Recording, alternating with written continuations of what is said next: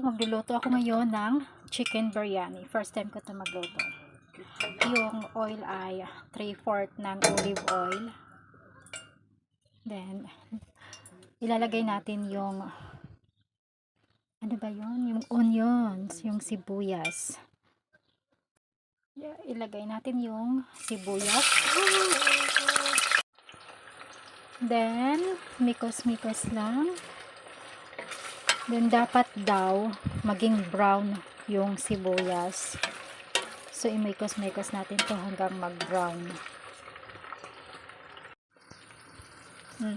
Nilipat ko sa malaking kawali. Ay, ang hirap.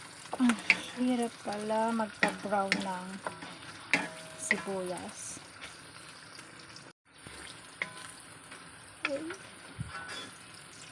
Parang medyo matagal pa ito mag-brown. Kailangan talaga maging brown daw yung sibuyas. So, hintay pa rin tayo.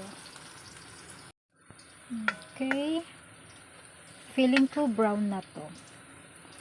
Ngayon, lalagyan na natin ng 1 cup ng water. 1 cup ng tubig. Then, mikos-mikos. Then, ilagay natin yung chicken. 1 kilo.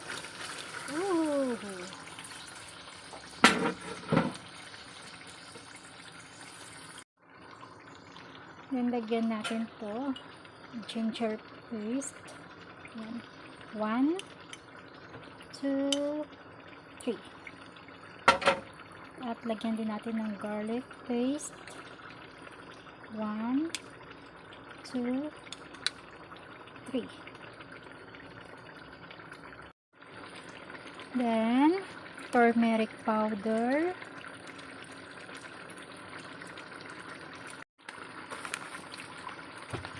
Then, coriander. Ano to? Kalimutan ko. Coriander. Coriander powder. 2. Yan. Then, lagyan daw natin ng cumin seed. Ito yan. Then, lagyan natin ng chili. Then, chili flakes. Lagyan daw. Then, lagyan daw ng ano ba to? Masala powder. Ilan yan? 3. My God, ang dami pala. Tama ba to? Ang dami. Okay na yan. Then, dapat daw maglagay ng 1 cup ng yogurt. Yan. Then, maglagay ng asin. 1, 2. Then, maglagay daw ng 4 lemon juice. 1, 2, 3, 4. Okay na yan. Now, mikos time. Ayan. Ano pala yun?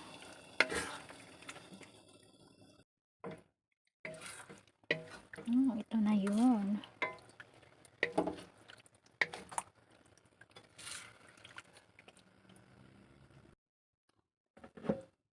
Then, ilalagay natin na yung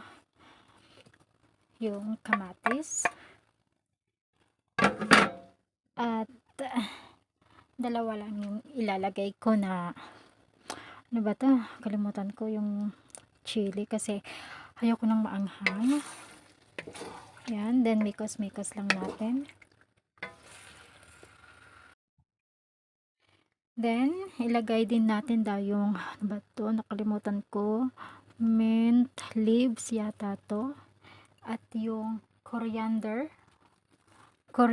leaves. Ayan.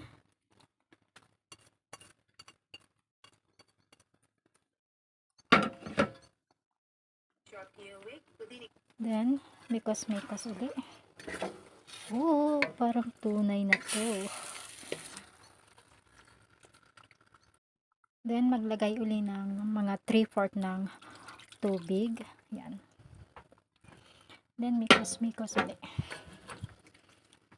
Oh. Then, sa rice naman, maglagay tayo ng cooking oil. Ay, olive oil pala to. Pareho pa rin naman yun, di ba? Then, maglagay ng star anise, cinnamon stick, bay leaves, cloves, green cardamom, black pepper, and then maglagay ng asin, at least 2.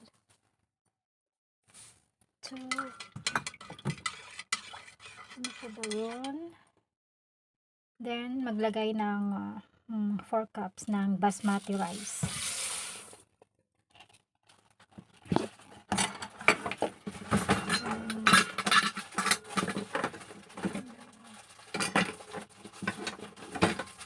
Then imikos-mikos.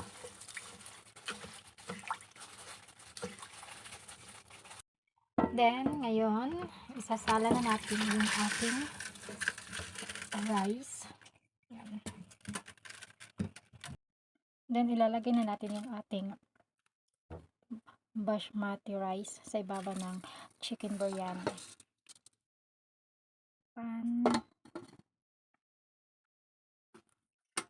At hintayin maluto.